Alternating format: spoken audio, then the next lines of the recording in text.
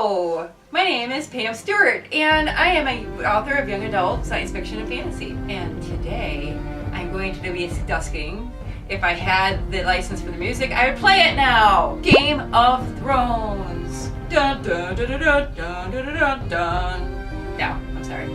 That's bad. Actually, I just want to discuss what I think, who I think has got the Iron Throne.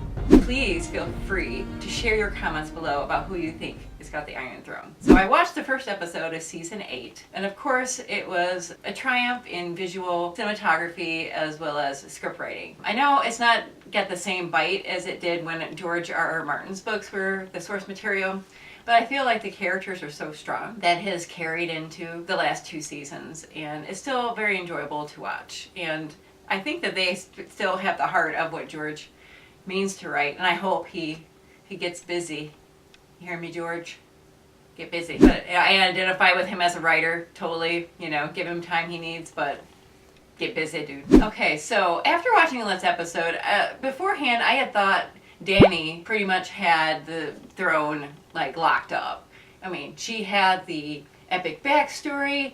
She comes from nothing. She basically pulled herself up and made these dragons and overcame death and destruction, and with fire and blood. I thought she was gonna claim it. She's got Tyrion on her side. She's got Varys on her side. She's got like literally half of the characters we love that are intelligent and badass on her side. And now, when she was, finally joined up with Jon Snow, I thought there was no stopping her. After watching the last episode, it kind of came to my mind that she's had some issues with anger management. Dany, she needs to get a hold of her temper. But that's the fire and the blood, I guess. But I found that she had a lot more empathy earlier on in the series, back when she was trying to release the slaves. And as she goes forward, I'm not finding she has... Like, she's so ready to claim what she feels is hers, she's not thinking what's best for the little people and for the Westerosis. That's where my opinion comes in.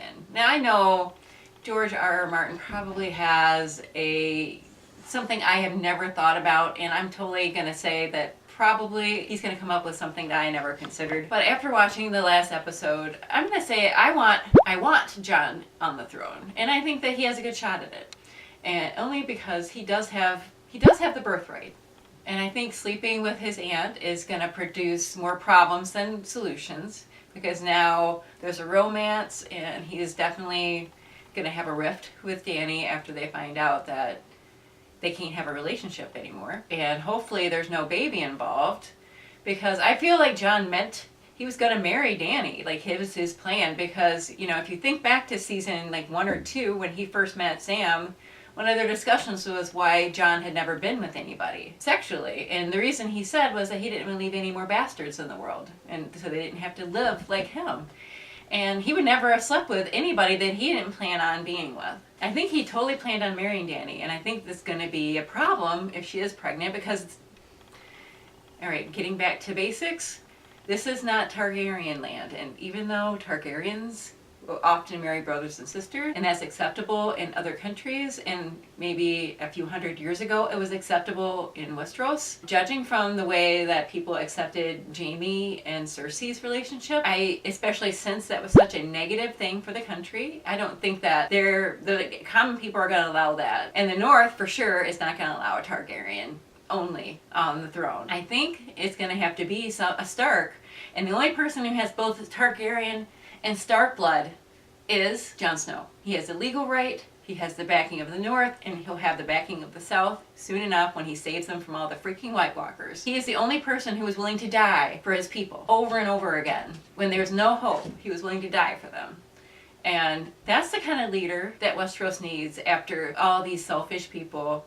Everyone from Stannis, who was willing to kill his own daughter, to Dany, who was willing to kill any lord and burn them, who would not bend the knee to her. We need in Westeros, because I feel like I'm part of the country now, because I love the books and the show. I feel like they need a leader like Jon Snow, and I believe in him. And hopefully they don't do some kind of big switcheroo, but I think that Jon's got it. And I might do more videos concerning this as the season progresses, and as we find out more appalling and beautiful facts about our people and our favorite characters. Share what you think are your favorite scenes from Game of Thrones in the last, season 8 and what you're looking forward to. Who do you think has the Iron Throne? If you'd like to follow me on other social media, I do share lots of things about nerdy things, everything from Star Wars to Game of Thrones. I am a super nerd. I write science fiction and fantasy books, so those are also available right down below.